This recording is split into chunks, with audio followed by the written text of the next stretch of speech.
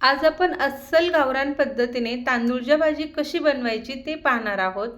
ही भाजी खूप औषधी आणि एकदम पौष्टिक आहे।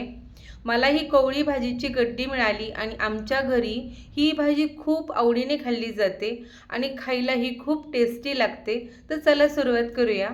सगळ्यात आधी ही भाजी कोवळी आहे, त्यामुळे या भाजीचे थोडेसे मी काड्या सुद्धा घेतल्या आहेत। ही अशी स्वच्छ निवडून घेतली आणि बघा अशी सगळी भाजी मी अशी निवडून घेतलेली आहे आणि 2 पाण्याने स्वच्छ धुतली आहे, कारण भाजीला माती चिकटलेली असते। पहा अशी धुवून चांगली एका चाळणीवर नितळत ठेवलेली आहे। अशी चांगली पाणी नितळून घ्यायची आहे ही भाजी। आता या भाजीला फोडणी देऊ। कढई गरम झाल्यानंतर त्यात 2 टेबलस्पून तेल घातलं। तेल चांगलं गरम झालं की लगेच छोटा चमचा जिरं घातलं। जिरे चांगले तडतडल्यानंतर एक गड्डी लसूण मी चांगलं सोलून असा ओबडधोबड ठेचून घेतलेला आहे, तो लसूण सुद्धा घालते। आता या भाजीला जिरं आणि लसणाने छान चव येते, त्यामुळे लसूण आमच्याकडे भरपूर घातला जातो। लसूण चांगला परतून घ्यायचा आहे। आता लसूण परतत आहे तोपर्यंतच आपण हिरवी मिरचीचे तुकडे घालूया। आता इथं मी 5 ते 6 हिरव्या मिरच्या तुकडे करून घेतलेले आहेत।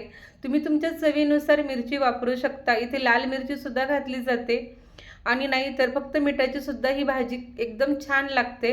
आता अर्धा मिनिट आपण हे लसूण आणि मिरची चांगलं परतून घ्यायचं आहे। आता तुम्ही इथे पाहू शकताय बघा, लसणाला चांगला कलर आला आहे आणि मिरचीला सुद्धा असे चांगले डाग पडले आहेत। आता इथं मी पाव चमचा हळद घातली आणि चवीनुसार मीठ घालून घेतलं।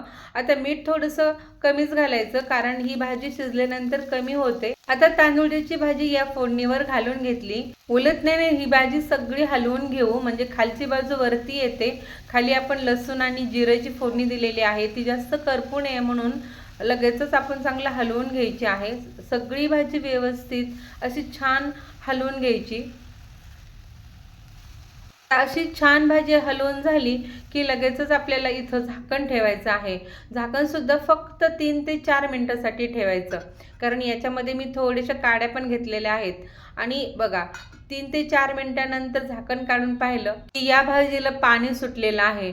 आता या भाजीवर झाकण ठेवायचं नाही, कारण ही भाजी जास्त शिजली की अजिबात चवदार लागत नाही। कधीही तांदूळच्या भाजी घेताना ही कोवळी बघूनच घ्यायची, कारण जर यांना बी आलेलं असेल किंवा कडक असेल तर ती खायला चांगली लागत नाही। आता बघा या चमच्यानेच मी चांगलं पाणी आटेपर्यंत असं हलवून घेतलं आहे, त्यामुळे ही भाजी जास्त शिजली नाही।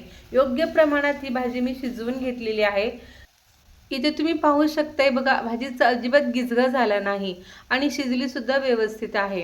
अगदी झटपट ही भाजी तयार होते आणि खायला एकदम चवदार लागते। आणि या भाजीमध्ये आमच्याकडे कांदा घालत नाहीत आणि तरी सुद्धा ही जिरं आणि फक्त लसूण घातल्यानंतर ही भाजी एकदम टेस्टी लागते।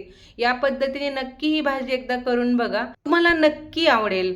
ही भाजी गरम गरम ज्वारीच्या भाकरी बरोबर खायला छान लागते। अशी तांदूळची भाजी आणि ज्वारीची भाकरी असा बेत आमच्याकडे नेहमी असतो। रेसिपी आवडली असेल तर लाईक करा, शेअर करा आणि हो, कमेंट करून सांगा तुम्हाला ही भाजी कशी वाटली। धन्यवाद।